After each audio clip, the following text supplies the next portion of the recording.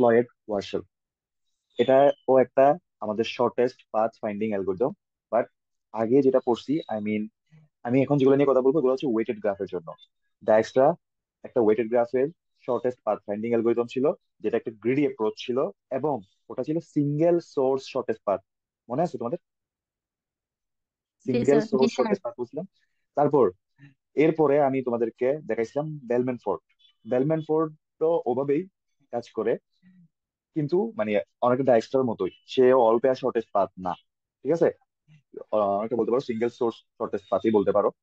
কিন্তু সে ওই যে নেগেটিভ সাইকেলের ব্যাপারটা হ্যান্ডেল করতে পারে। সে আবারও বলতেছে, সে নেগেটিভ সাইকেল থাকলে গ্রাফের সলিউশন বের করতে পারে না, বাট নেগেটিভ সাইকেল আছে বলে যে গ্রাফ থেকে বের হয়ে যেতে পারে, যে it is unsolvable because negative cycle exist. আমি কি বুঝাইতে পারছি? বেলম্যান ফোর্ড সেটা করতে পারে। এবার আমরা যেটা দেখবো এটার নাম হচ্ছে ফ্লয়েড ওয়ারশেল অ্যালগোরিদম। এটাও একটা shortest path finding algorithm, but এটা গ্রিডি অ্যাপ্রোচ না। এটা কি? এটাকে বলা হয় হচ্ছে all pair shortest path, APSP। আমি যদি একটু বড় করে লিখি অন্য আরেকটা কালার দিয়ে, all pair shortest path finding algorithm আর কি। বুঝতে পারছি কেন অল পেয়ার বলতেছি, একটু পরে বুঝতে পারবো।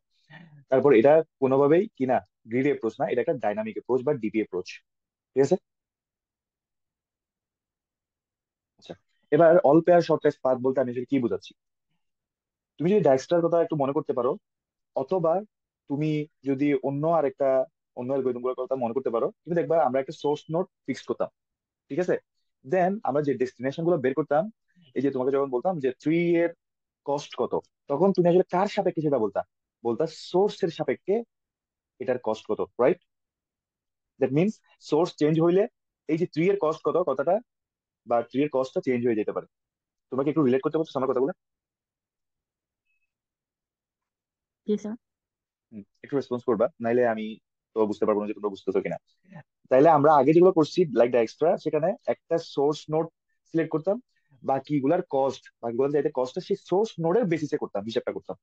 ঠিক আছে, মানে আমরা শুরুতে একরকম পাইতাম, তারপর আপডেট করতাম, বাট আপডেট করি যা করি না কেন, দিন শেষে কস্টটা হিসেব হচ্ছে সোর্স নোড থেকে এই নোডে আসার কস্ট, সোর্স নোড থেকে ট্রুথ আসার কস্ট, সোর্স নোড থেকে ফোর আসার কস্ট, এভাবে হচ্ছিল।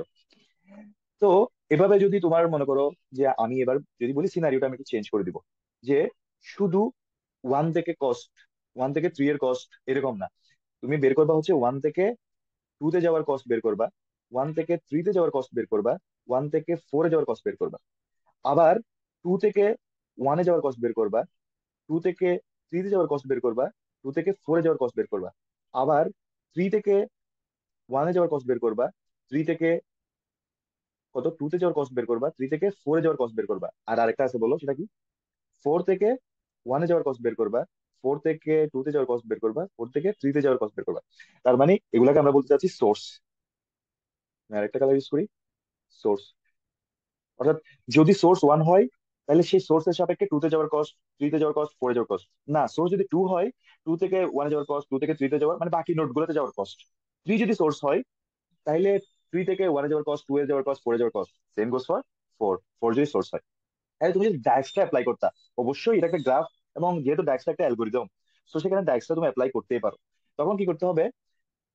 2-তে যাওয়ার কস্ট, 4-এ যাওয়ার কস্ট, 3-তে যাওয়ার কস্ট কার সাপেক্ষে? সোর্স নোড 1 এর সাপেক্ষে একবার ডায়াক্সটা চালাইতে হবে। তারপর তুমি যদি বলো যে না, সোর্স নোড 2 করে দিব, 2 থেকে 1-এ যাওয়ার কস্ট, 4-এ যাওয়ার কস্ট, 3-তে যাওয়ার কস্ট, দেন আরেকবার ডায়াক্সটা চালাইতে হবে, কারণ সোর্স চেঞ্জ হয়ে গেলে ডায়াক্সটা আবার শুরু করতে হবে। আমি কি বুঝাইতে পারছি বিষয়টা? জি স্যার, জি স্যার। ওকে, দেন তুমি যদি 3 কে সোর্স করে আবার করতে চাও যে বাকিদের, কারণ যাকে সোর্স করবে তার তো কস্ট জিরো হয়ে যাবে, তাহলে তাদের সাপেক্ষে কার সাপেক্ষে অন্যদের হিসাব গুলা চেঞ্জ হয়ে যাবে। তাহলে এভাবে যদি তুমি, এই যে আমার টার্গেট যদি হয় যে সবগুলা নোড থেকে সবগুলা নোডের কস্ট আমি বের করব, বা ডিস্টেন্স আমি বের করব, যে 1 থেকে 2-এ যাওয়ার, 1 থেকে 3-এ যাওয়ার, 1 থেকে 4-এ যাওয়ার, অথবা 3 থেকে 1-এ যাওয়ার, 3 থেকে 2-এ যাওয়ার, 3 থেকে 4-এ যাওয়ার। ঠিক আছে, আবার তুমি বলতে পারো যে স্যার 1 থেকে 3-এ যাওয়া, 3 থেকে 1-এ যাওয়া তো সেম। না, তোমার যখন ডিরেক্টেড গ্রাফ হয়ে যাবে তখন কিন্তু সেম না। যেমন তুমি এখানে দেখো, 1 থেকে 3-এ ডিরেক্ট যাওয়া যায় না, বাট 3 থেকে 1-এ ডিরেক্ট যাওয়া যায়। তাহলে বিষয়টা কিন্তু সেম না ডিরেক্টেড গ্রাফ হইলে। ঠিক আছে, ওকে। যদিও তুমি ডিরেক্টেড, মানে আমি তোমাকে ডিরেক্টেড এর জন্য দেখাচ্ছি, পরে আমি তোমাকে ওভারঅল অন্যান্য বিষয়গুলো সহ বলবো। তো এবার আসো, এই যে তোমার টার্গেট তুমি বুঝতে পারছো কিনা সেটা বলো আগে। মানে আমরা কি করতে যাচ্ছি, অল পেয়ার শর্টেজ পাথ বলতে কি বোঝাচ্ছি সেটা বোঝা গেছে কিনা বল। যে যতগুলা পেয়ার সম্ভব, অর্থাৎ যে কোনো একটাকে সোর্স ধরে আরেকটাকে ডেস্টিনেশন ধরে এভাবে যতগুলা পেয়ার বানানো সম্ভব সবগুলা পেয়ার কনসিডার করে আমরা সবার জন্য যদি ডিস্টেন্স বের করি সেটাকে আমরা বলতেছি অল পেয়ার শর্টেজ পাথ। সবগুলা পেয়ারের জন্য শর্টেজ পাথ বের করবো। ডাইএক্সট্রা দিয়েও সেটা করা যায়, বাট তখন প্রত্যেকবার এক একটা সোর্সের জন্য 4বার ডাইএক্সট্রা চালাতে হবে এখানে। আমি বুঝাইতে পারছি? কিন্তু এখন আমরা যদি ফ্লয়েড ওয়ারশেল করি, একবার অ্যালগোরিদম চালাই যাই, আমি সবার জন্য মানে পেয়ার অফ কস্ট বের করে ফেলতে পারবো। ওকে, বুঝা গেছে কেন আমি ফ্লয়েড ওয়ারশেল ব্যবহার করতেছি, কেন ডাইএক্সট্রা নয়? একটু ইয়ে করো, রেসপন্স করো। স্যার আবার যদি বলতেন স্যার। আচ্ছা, আমি আরেকবার রিক্যাপ করতেছি। তোমার গ্রাফ এটা, তো তুমি, তোমার টার্গেট হচ্ছে যে 1 থেকে 2 তে যাওয়ার কস্ট, 1 থেকে 3 তে যাওয়ার কস্ট, 1 থেকে 4-এ যাওয়ার কস্ট। 1 থেকে কেন বলতেছি, 1 কে তুমি সোর্স চিন্তা করতেছো।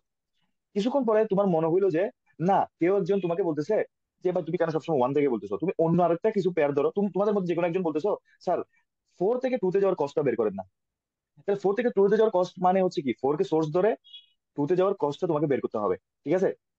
তাইলে এভাবে যদি আমি বলি যে যতটা পেয়ার সম্ভব, সেটা 4 থেকে 2 হইতে পারে, 4 থেকে 3 হইতে পারে, 4 থেকে 1 হইতে পারে, অথবা 1 থেকে 4 হইতে পারে, 1 থেকে 3 হইতে পারে, 1 থেকে 2 হইতে পারে, অথবা 3 থেকে 4, 3 থেকে 2, 3 থেকে 1, এগুলাই তো। এর বাইরে কি অন্য কিছু হওয়া পসিবল নাকি? মানে যতটা জোড়া বানানো সম্ভব, মানে জোড়া কেন বলতেছি, একটা সোর্স আর একটা ডেস্টিনেশন, তাহলে যতটা জোড়া বানানো সম্ভব সবগুলো জোড়া এখানে চলে আসবে। তুমি দেখো এই 4টা ছবির মধ্যে সেই জোড়াগুলো চলে আসছে। এটা কি বোঝা গেছে? জি স্যার, বুঝতে পারছি যে সোর্স হিসেবে যে চারটাকে নেওয়া যাবে। হ্যাঁ, সোর্স হিসাবে নিতে হবে, কারণ তোমার কি, একটা সোর্স আর একটা ডেস্টিনেশন, এভাবে যতগুলা জোড়া পসিবল সবগুলা জোড়া তুমি লিখবা সেপারেটলি। তো এতগুলা জোড়ার জন্য তুমি যখন ওদেরকে 4জনকে 4বার সোর্স বানাবা, ডাইএক্সট্রা দিয়ে যদি তুমি সেটা করতে চাও, তোমাকে 4বার 4জনকে আলাদা করে সোর্স বানাইয়া 4বার ডাইএক্সট্রা চালাতে হবে। ওকে?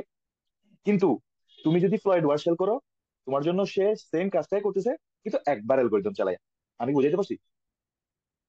জি স্যার, এখন টার্গেট বুঝতে কি, পারছি। টার্গেট হচ্ছে যত জনকে প্রত্যেকটা, তুমি যে কোনো র্যান্ডম 2টা নোট নাও, একজনকে সোর্স আর একজনকে ডেস্টিনেশন, এভাবে যতটা পসিবল কম্বিনেশন পাবা তুমি সবগুলোর জন্য তুমি বের করে রাখতেছো, তোমার দরকার হোক বা না হোক। ঠিক আছে?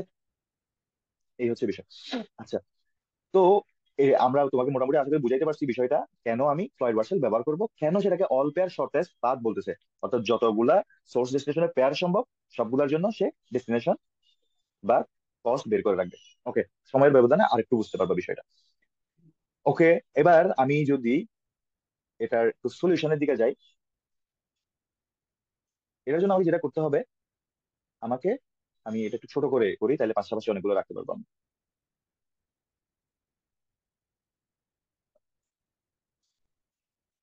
ওকে, স্যার একটা কথা বলি। অবশ্যই বলো। স্যার বি সেকশনে তো ডায়াসটা পড়ানো হয় নাই, এর জন্য স্যার অনেকের প্রবলেম হইতেছে। আচ্ছা, ঠিক আছে, তাহলে আমি বিষয়টা একটু চিন্তা করে দেখি, হ্যাঁ, যে আচ্ছা। কি করা যায়। আচ্ছা, 1 2 3 4। আচ্ছা, ঠিক আছে। তো আমি এভাবে আরো 2 একটা আঁকি, তোমরা বুঝতে পারবে তখন।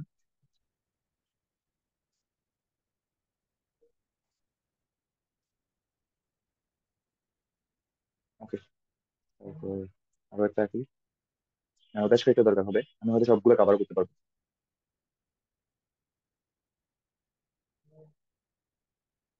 আচ্ছা, তো আমি এখানে যেটা আঁকছি সেটা কি আঁকছি তোমাদেরকে বলতেছি অবশ্যই। আমি বলতেছি this is a zero, A zero বা ম্যাট জিরো। ঠিক আছে? অথবা এটার নাম আমি দিলাম এ, তাই এটাকে বলতেছি এ 0। অথবা তুমি যদি বলো যে এটা গ্রাফ, তাহলে জি 0। অ্যাকচুয়ালি এটা তো গ্রাফ, এটার নামও আমি বলবো করছি, এটার নাম আমি ম্যাট কেন বলবো, এটার করেসপন্ডিং রিপ্রেজেন্টেশনটাকে আমরা ম্যাট বলতেছি। তাহলে ম্যাট 0, ম্যাট 1, ম্যাট 2 এভাবে। তো ম্যাট 0 বলতে পারি, অথবা এ 0 বলতে পারি। তাহলে সেটা যদি এ 0 হয় এটাকে এ 1 বলতেছি, এটাকে এ 2 বলতেছি। ওকে, তো এটাকে আমি কেন লিখলাম সেটা হচ্ছে, এই যে আমার টার্গেট, এই যে গ্রাফটা সেটার একটা ম্যাট্রিক্স রিপ্রেজেন্টেশন করবো, ম্যাট্রিক্স রিপ্রেজেন্টেশন। ঠিক আছে? আমরা ম্যাট্রিক্স রিপ্রেজেন্টেশনে একটু ইজি মনে হবে ওই কারণে, বাট দিন শেষে বিষয়টা সেমই, কোনো সমস্যা নেই। তুমি যদি ম্যাট্রিক্স রিপ্রেজেন্টেশন না করে তুমি যদি এটাকে অ্যাডজেন্সি রিপ্রেজেন্টেশন করো, সেম, কোনো সমস্যা নেই। তো আসো আমরা যদি এটাকে ম্যাট্রিক্স রিপ্রেজেন্ট করি, তাহলে বলো আমাকে কি কি রাখতে হবে, নোটগুলো রাখতে হবে 1 2 3 4। সেম ভাবে এদিকে 1 2 3 4। আমি কি বুঝাতে পারতেছি যে ম্যাট্রিক্স রিপ্রেজেন্টেশনে আমরা তো এরকমই করতাম, রাইট? ওয়ান টু জি থ্রি স্যার। ফোর জি স্যার। 1 2 3 4 যতটা নোট আছে নোটগুলা কলাম বরাবর লিখতাম, নোটগুলো রো বরাবর লিখতাম। ওকে, তারপর আমি যদি এখানে ভ্যালুগুলা বসাই, 1 থেকে 1-এ যাওয়ার কস্ট কত বলো তো? 1 থেকে যাওয়ার জন্য কোনো কস্ট হয় না, 0, জিরো। রাইট? 1 থেকে 2-এ যাওয়ার কস্ট কত বলো তো? মানে জিরোটা হচ্ছে 8 অরিজিনাল রিপ্রেজেন্টেশন কোনো রকম আপডেট ছাড়া। 3 1 থেকে 2-এ যাওয়ার কস্ট হচ্ছে 3। 3। হ্যাঁ, 1 থেকে তারপর বলো 1 থেকে 3-এ যাওয়ার কস্ট কত? 3-এ যাওয়ার কোনো সুযোগ নাই। বুঝাতে পারছি? তাইলে সেটাকে আমরা বলবো আর আর আমাদের ইনফাইনাইট। কি 1 থেকে 3-তে ডাইরেক্ট যেতে হবে এরকম? ডাইরেক্ট, হ্যাঁ। তুমি গ্রাফটা দেখে দেখে বসাচ্ছ এগুলা। এক তাহলে থেকে স্যার আপনি যে একটা মানে সাইডে চার্ট দেখাইছেন যে সোর্স 1 থেকে 2 3 4, এটা কিভাবে পসিবল? এটা তো পসিবল না, কিন্তু আমি তোমাকে এটা এটা তো আমি যাচ্ছি বলতেছি না, আমি তোমাকে বললাম যে যাওয়ার কষ্টটা বের করো। বুঝাইতে পারছি? আচ্ছা আচ্ছা আচ্ছা ওই আচ্ছা। ওই কত জানি 1 থেকে 4 লিখছি, তো 1 থেকে 4-এর জন্য আমি এখানে কোনো কষ্ট বসাইছি? আমি তো তোমাকে বললাম যে একে সোর্স 4কে ডেস্টিনেশন ধরে হিসাবটা করো, এটা বুঝতে পারছি। আচ্ছা ঠিক আছে, আচ্ছা। ওকে। তো তো এখন তোমার কোয়েশ্চেন ছিল যে 1 থেকে 3-এ ডিরেক্ট যাইতে হবে। এখন তুমি যে রিপ্রেজেন্টেশনটা করতেছো, এখানে জাস্ট গ্রাফটা হুবহু দেখে বসাই দিতেছো বলে এখানে কোনো ধরনের ভাইয়াকে ব্যবহার করবো না, বাট পরের গুলোতে আমরা ভাইয়া ব্যবহার করবো। শর্টেস্ট পাথ আমরা বের করবো সবসময়, ডিরেক্ট গেলে আমার শর্টেস্ট হবে বিষয়টা তা না, ঘুরে গেলে অনেক সময় শর্টেস্ট হয়। ঠিক আছে, কিন্তু এটা প্রাইমারি রিপ্রেজেন্টেশন, আই মিন এটা হচ্ছে ইনিশিয়াল কেস। ইনিশিয়াল কেসে আমরা কোনো ধরনের ডিফারেন্ট কিছু চিন্তা করবো না, কোনো ধরনের অপটিমাইজেশন চিন্তা করবো না, এখন ডিরেক্ট বসাবো। ঠিক আছে, তাহলে 1 থেকে 3-এ ডিরেক্ট যাওয়া যায় না, তাই ইনফাইনাইট বসাইলাম। তারপর 1 থেকে 4, তো 7। 7। 7। হ্যাঁ, তো যেহেতু এটা বুঝে গেছো, এটা একটু দ্রুত বলো। 2 থেকে 1, 8। 8। 8। এইট। তারপর 2 থেকে 2, বুঝতে পারছো যে জিরো। জিরো। শূন্য হবে। তাহলে এভাবে বুঝতে পারছো 3 থেকে 3-ও শূন্য হবে, 4 থেকে 4-ও শূন্য হবে। শূন্য ঠিক হবে। আছে, ওকে। তাহলে আমরা বাকি ঘরগুলো পূরণ করে ফেলি। 2 থেকে 3 বলো। 2। দুই। 2। 2 থেকে কত বলো? 4। 4 শূন্য। 2 থেকে 4 ইনফিনিটি। ইনফাইনাইট। ইনফিনিটি। ডিরেক্ট যাওয়া যাচ্ছে কিনা, মানে এটা তো জাস্ট গ্রাফ দেখে বোঝাচ্ছ। তুমি আর কারোর মাধ্যমে যাওয়া যায় কিনা সেটা এখানে অন্তত হিসাব করবা না। বুঝাইতে পারছি? এখানে হচ্ছে ডিরেক্ট হিসাব। এটা এটা ইনফাইনাইট। সো মানে এটা তুমি পাশে একটু লিখে দিই, এটা হচ্ছে ডিরেক্ট। আচ্ছা, আমার একটু জায়গাও সেভ করতে হবে, তাই আমি এই জায়গাটা একটু রাখি। এটা হচ্ছে ডিরেক্ট হিসাব, ডিরেক্ট। ঠিক আছে, তারপর বলো এরপরটা বলো। 3 থেকে 5 একে 5। 5 তারপর হুম ইনফাইনাইট 3 থেকে ইনফাইনাইট। 2 ইনফাইনাইট ইনফাইনাইট, ডিরেক্ট যাওয়ার সুযোগ নাই। তারপর 3 থেকে 1। এটা তো 1 জিরো। হ্যাঁ 1। এটা 0। তারপর 3 থেকে 4 এর ক্ষেত্রে 1 1 1 আসবে। তারপর 4 থেকে 2। বলো 2 2 তারপর দুইটা ইনফাইনাইট। ইনফাইনাইট। তারপর ইনফাইনাইট ইনফাইনাইট, তারপর 0 দাও। ঠিক আছে, ঠিক আছে, পারফেক্ট একদম। এটা হচ্ছে এই গ্রাফটাকে জাস্ট তুমি ম্যাট্রিক্সে রিপ্রেজেন্ট করছো। ঠিক আছে, এবার হবে আসল ব্যাপার। এখনো কিন্তু তুমি কোনোভাবেই ফ্লয়েড ওয়ার্সেলে যাও নাই, এখন তুমি ফ্লয়েড ওয়ার্সেলে যাও। তো ফ্লয়েড ওয়ার্সেলে তোমাকে যেটা মাথায় রাখতে হবে, বা অ্যালগোরিদমটা যেভাবে কাজ করে, সে একটা ভাইয়া নিয়ে কাজ করে। সে প্রথমে চিন্তা করে হচ্ছে আমার, আমরা সবসময় সোর্স নোডের হিসেব বলতেছি না, 1 থেকে এখানে যাওয়া এখানে যাওয়া। সে বলে সবসময় যে ভাইয়াটা তুমি হচ্ছে এক একবার এক একজনকে নিবা। অর্থাৎ আমি যদি এখানে একটু লিখি এই পাশে এই বিষয়টা, সে বলতেছে তুমি ভাইয়া হিসাবে এক একজনকে এক একবার নিবা। ভাইয়া 1, ভাইয়া 2, ভাইয়া 3, ভাইয়া 4। ভাইয়া মানে কি, মানে পুরোটা বোঝার দরকার নাই। What is the meaning of ভাইয়া? ইন্টারমিডিয়ারি, অর্থাৎ থ্রু, থ্রু ইট, অর্থাৎ এটার মধ্য মাধ্যম। দিয়ে যাব। ঠিক আছে, অর্থাৎ আমি আমি যদি বলি যে আমি ধরো কোন একটা জায়গায় যাব, মাঝখানে এই জায়গাটাতে যাবই বা এই রোডটা ব্যবহার করবো, তখন আমরা বলি যে হচ্ছে ভাইয়া এটা দিয়ে যাবো। আমি কি বুঝাইতে পারতেছি? জি স্যার। ওকে, তো এখানেও সেম ভাবে তোমার আবারও সেম এগুলো বসাও। আমি সবগুলোতে যদি বসাই, ধরো 1 2 3 4, তারপর 1 2 3 4, এটার ক্ষেত্রে বসাই ফেলতে পারো 1 2 3 4, 1 2 3 4। ঠিক আছে, তো এই যে এগুলো বসাইলাম, তোমার টার্গেট হচ্ছে মনে করো 1 থেকে কোথাও যাওয়া, তোমার টার্গেট হচ্ছে 2 থেকে কোথাও যাওয়া, তোমার টার্গেট 3 থেকে কোথাও যাওয়া। কোথাও বলতে সেটা 1 থেকে 1 হইতে পারে, 1 থেকে 2 হইতে পারে, 1 থেকে 3 হইতে পারে, 1 থেকে 4 হইতে পারে, বাট 1 থেকে কোথাও যাওয়া, এটার মিনিং তো সেটাই। এটার মিনিং এটা না, 1 থেকে 1-এ যাওয়া, 1 থেকে 2-এ যাওয়া, 1 থেকে 3-এ যাওয়া, 1 থেকে 7-এ যাওয়া। এটার মিনিং কি? 2 থেকে 1-এ যাওয়া, 2 থেকে 2-এ যাওয়া, 2 থেকে 3-এ যাওয়া, 2 থেকে 4-এ যাওয়া, এরকম না? যেমন কি আমি যদি মার্ক করি, এটা কি, যে কটা মার্ক করছি, যে কি বোঝায়? 3 থেকে 4-এ যাওয়া। 3 থেকে 4-এ যাওয়া, এক্স্যাক্টলি। কোনোভাবে 4 থেকে 3-এ যাওয়া না, কারণ এটা ডিরেক্টেড। ওকে, 4 থেকে 3-এ যাওয়াটা কিন্তু এগর দ্বারা বোঝায়, এই যে। ঠিক আছে। আচ্ছা আসো। তাইলে এবার সে বলতেছে যে তুমি এক একবার এক একজনকে ভাইয়া হিসেবে ব্যবহার করবে।